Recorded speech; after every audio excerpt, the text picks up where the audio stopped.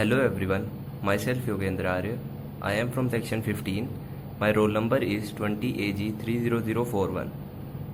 Today I will show you my assignment 3 of DIY, in which we were asked to disassemble any electrical equipment and examine its internal components.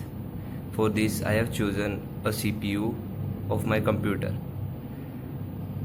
Now let us start disassembling it.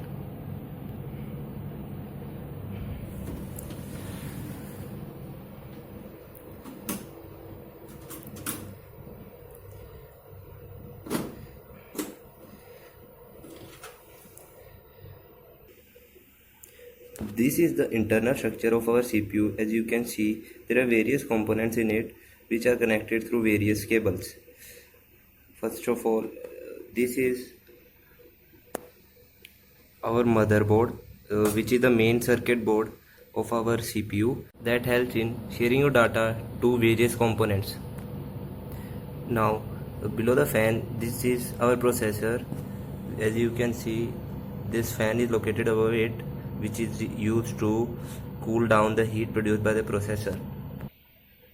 Processor is a logical unit that processes the instruction that drive the computer.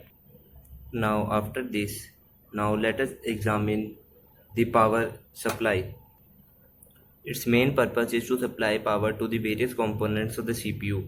As you can see, various wires are coming out of it, which is connected to the motherboard, from where it is distributed to the various parts of our CPU.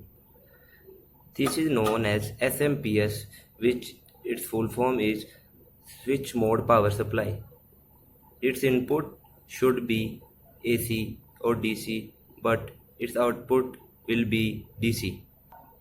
It has a rectifier which helps in converting AC into a DC supply. Also, it has a step down transformer which helps in stepping down the voltage value. After this, now let us examine the another part, which is this. This is known as HDD, which is the hard drive of our CPU.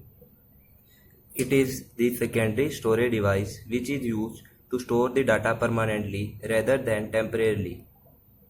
It has a large storage capacity as compared to the primary memory. The primary memory, which is RAM, which is a temporary memory. RAM is located in the motherboard. As you can see, this circuit board is filled with a RAM. HDD uses magnetic storage for storing and retrieving the data. It has platters, which is made up of non-magnetic material, which is mostly aluminium alloys. Now let us examine the structure of our motherboard.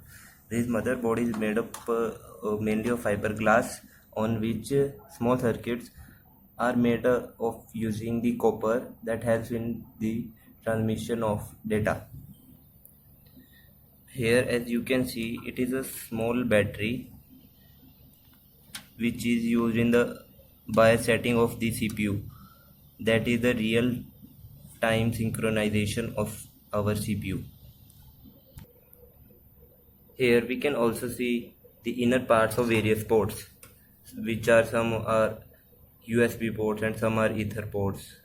This is the display port with which we connect our monitor. Now let us see where the CD drive is inserted. It is where the CD drive is inserted. Now, after we have successfully examined the inner part of our CPU, let us assemble it back.